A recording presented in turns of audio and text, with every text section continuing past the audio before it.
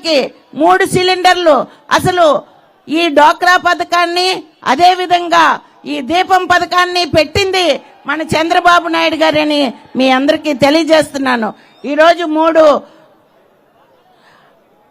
సిలిండర్లు ఫ్రీ కూడా ఇస్తున్నారు. అదే విధంగా చంద్రబాబు నాయుడు గారు ఆడవాళ్ళందరికీ బస్ ఫ్రీ అని కూడా చెప్పారు. మనం ఎవరికి రూపాయి అడగకుండా బస్సులో ప్రయాణం చేయాలని కూడా తెలియజేసుకుంటూ, ఇలాంటి ఎన్నో సంక్షేమ అభివృద్ధి కార్యక్రమాలు కావాలంటే మనం ఒక్క చంద్రబాబు నాయుడు గారినే ఎన్నుకోవాలి. ఎంతో మర్యాదగా గౌరవంగా ఏ రోజు వీధిలోకి రాని అమ్మగారు కూడా వీధిలోకి వచ్చేటట్టు చేసిన ఈ సైకోని పారదోరాలని మీ అందరికీ కోరుకుంటూ సెలవు తీసుకుంటున్నాను. జై హింద్, జై తెలుగుదేశం, జై చంద్రబాబు నాయుడు, జై లోకేష్ బాబు. నవ యువకుడు, శ్రీకాకుళం పార్లమెంటు సభ్యుడు, మనందరి తమ్ముడు శ్రీ కింజరాపు రామ్మోహన్ నాయుడు గారిని మాట్లాడవలసిందిగా కోరుతున్నాను. మనందరి అభిమాన నాయకుడు, రేపు ఆంధ్రప్రదేశ్ రాష్ట్రానికి కాబోయే ముఖ్యమంత్రి, ఈ రోజు ఎవరైతే అరాచకత్వానికి రాష్ట్రంలో పాల్పడ్డారో వాళ్ళందరి భరతం కూడా పట్టే వ్యక్తి, మనందరి అభిమాన నాయకుడు, ఆంధ్రప్రదేశ్ రాష్ట్రం అంతా కూడా ఆరాధించే వ్యక్తి, ప్రపంచం మొత్తం మీద తెలుగు జాతి కన్న ముద్దు బిడ్డగా కీర్తింపబడినటువంటి వ్యక్తి మన నారా చంద్రబాబు నాయుడు గారికి శ్రీకాకుళం జిల్లాలో స్వాగతం పలుకుతున్నాం. హృదయపూర్వకమైనటువంటి నమస్కారాలు తెలియజేసుకుంటున్నాం. వేదికను అలంకరించినటువంటి అతరథ మహారథులు తెలుగుదేశం పార్టీ కుటుంబ సభ్యులకి కూడా నమస్కారాలు. అలాగే మన శ్రీకాకుళం పార్లమెంటు నియోజకవర్గాల్లో ఇచ్చాపురం, పలాస, టెక్కలి, నరసన్నపేట, పాతపట్నం, ఆమ్దలవలస మరియు శ్రీకాకుళం నుంచి కదలి వచ్చినటువంటి తెలుగుదేశం పార్టీ కుటుంబ సభ్యులకి, కార్యకర్తలకి, సోదర సోదరీమణులకి, జన సైనికులకి అందరికీ కూడా నా హృదయపూర్వకమైనటువంటి నమస్కారాలు తెలియజేసుకుంటున్నాను. 1982లో విశ్వవిఖ్యాత నట సార్వభౌముడు నందమూరి తారక రామారావు గారు తెలుగుదేశం పార్టీ పెట్టినప్పుడు కథలు మనం అందరం కూడా విన్నాం. ముఖ్యంగా ఈ రోజు యువతరం, ఆ రోజు నందమూరి తారక రామారావు గారు దారి పొడుగునా యాత్ర చేసుకుంటూ ముందుకు వెళ్తే ఊరు వాడ పులకరిస్తూ ఏ రకంగా కథలు వచ్చిందో పెద్దలు ఎందరూ కూడా మనకు చెప్తూ ఉంటారు. ఆ రోజు సంగతి మనకు తెలియదు కానీ మళ్ళీ అదే ఊపుతో, అదే ఉత్సాహంతో ఈ రోజు ఆంధ్ర రాష్ట్రం అంతా కూడా పసుపు జెండా పట్టుకొని కదలుతుందన్నటువంటి సన్నివేశం కల్లారా సాక్షాత్తుగా ఈ రోజు మనకు కనబడుతుంది. అంత కసి మీద తెలుగుదేశం పార్టీ కార్యకర్తలు ఉన్నారు.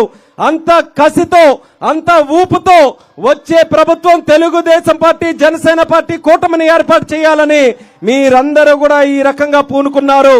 అది మనం అందరం కూడా నిజం చేయాలి. చంద్రబాబు నాయుడు గారు మన 2-3 సంవత్సరాల క్రితం అసెంబ్లీలో ఒక ఛాలెంజ్ చేశారు. ఈ యొక్క కౌరవుల సభని మళ్ళీ గౌరవ సభగా తయారు చేస్తాను, మళ్ళీ నేను ముఖ్యమంత్రిగానే అడుగు పెడతానని ఆ శపథాన్ని నిజం చేసే రోజులు దగ్గరకు వచ్చాయి. జగన్మోహన్ రెడ్డి సిద్ధమా అంటున్నాడు. మనం సంసిద్ధమని చెప్పాలి. జగన్మోహన్ రెడ్డి ప్యాలెస్ లో బీటలు వాలాలి. పిల్లి బయటకు రావడానికి భయపడాలి. మళ్ళీ ఏ చెంచలు కూడా జైలు నుంచి వచ్చిందో అదే చెంచలు కూడా జైలుకు పంపించే విధంగా మనమందరం కూడా వచ్చే ఎన్నికల్లో తీర్పునివ్వాలని ఈ సందర్భంగా తెలియజేస్తున్నాను. ఏమంటున్నాడు? సిద్ధమని సమాధానం చెప్పమంటున్నా. దేనికి సిద్ధం జగన్మోహన్ రెడ్డి? బాబాయిని చంపినట్టు ఇంకెంతమంది చంపడానికి సిద్ధంగా ఉన్నావా? లేకపోతే దళితుల తాలూకా జీవితాలతో ఆడుకొని డోర్ డెలివరీ చేయడానికి సిద్ధంగా ఉన్నావా? లేకపోతే ఒక్క రోడ్డు కూడా వేయకుండా సామాన్యుల ప్రాణాలతో ఆడడానికి సిద్ధంగా ఉన్నావా? మందు మీద వ్యాపారం చేసి ఆడపడుచుల తాలూకా తాలిబట్లు తెంపడానికి నువ్వు సిద్ధంగా ఉన్నావా? యువతి యువకులకి సరైన ఉద్యోగ అవకాశాలు లేక వాళ్ళ భవిష్యత్తుతో ఆడుకోవడానికి సిద్ధంగా ఉన్నావా? ఇలా చెప్పుకుంటూ పోతే ఎన్నో అరాచకాలు, ఎన్నో దుర్మార్గాలు, ఎన్నో దౌర్జన్యాలు ఈ ఆంధ్రప్రదేశ్ రాష్ట్రంలో ఒక చీకటి ఆంధ్రప్రదేశ్ గా తయారు చేశాయి. ఈ చీకటి ఆంధ్రప్రదేశ్ నుంచి మళ్ళీ వెలుగులలోకి రావాలనంటే ఒక అద్భుతమైనటువంటి శక్తి కావాలి. ఆ శక్తి కోసమే చంద్రబాబు నాయుడు గారు, పవన్ కళ్యాణ్ గారు ఇద్దరు కలిసికట్టుగా చేతులు జోడించి ఆంధ్రప్రదేశ్ లో మళ్ళీ దీపం వెలిగించాలని, ఒక నూతన ఉత్సాహంతో ముందుకు నడిపించాలని ఒక నిర్ణయం తీసుకున్నారు. ఆ నిర్ణయం అనుగుణంగానే 99 మంది అభ్యర్థుల్ని మనం నిన్న ప్రకటించాం. ప్రకటన చూసిన తర్వాత మీరందరూ కూడా రాష్ట్రంలో పరిస్థితి చూశారు. వైసీపీ పార్టీలో ఉన్నటువంటి వారందరూ కూడా వాళ్ళ కుర్చీలు వాళ్ళే మడత పెట్టుకొని ఇంటికి వెళ్లే పరిస్థితికి ఈ రోజు వచ్చారనంటే 99 సీట్లకే ఏ రకంగా భయపడుతున్నారో మనం అందరం కూడా చూస్తున్నాం. మనం అనౌన్స్ చేసినప్పుడు నంబర్లు పెట్టాం. 1వ నంబరు ఫలానా వ్యక్తికి ఇస్తున్నాం, 2వ నంబరు ఫలానా వ్యక్తికి ఇస్తున్నాం. రేపు వైఎస్ఆర్ కాంగ్రెస్ పార్టీ ప్రకటించిన లిస్టులో 1, 2 ఉండవు. A1, A2, A3, A4 అలా A175 వరకు రాష్ట్రంలో ఉన్నటువంటి గజదంగలు ఎంతమంది ఉంటే, రాష్ట్రంలో ఉన్నటువంటి దౌర్జన్యకారులు ఎంతమంది ఉంటే, దోపిడీదారులు ఎంతమంది ఉంటే వాళ్ళందరికీ కూడా టిక్కెట్లు ఇవ్వడానికి వాళ్ళకి సిద్ధంగా ఉన్నారు. ఒక్కసారి మనం అందరం కూడా మోసపోయాం. శ్రీకాకుళం జిల్లాలో కూడా మనం మోసపోయాం. ఈ రోజు మీరు చూస్తున్నారు శ్రీకాకుళం నియోజకవర్గంలో, అసహందలవలస నియోజకవర్గంలో ఎంతో మురిసిపోయి ఆ రోజు వైఎస్ఆర్ కాంగ్రెస్ కి ఓట్లేశారు. అదే రకంగా ఒకరు స్పీకర్ గా ఉన్నారు, మరొకరు మంత్రిగా ఉన్నారు. ఈ రోజు ప్రపంచాన్నే జయించే శక్తిగా మాట్లాడుతుంటారు.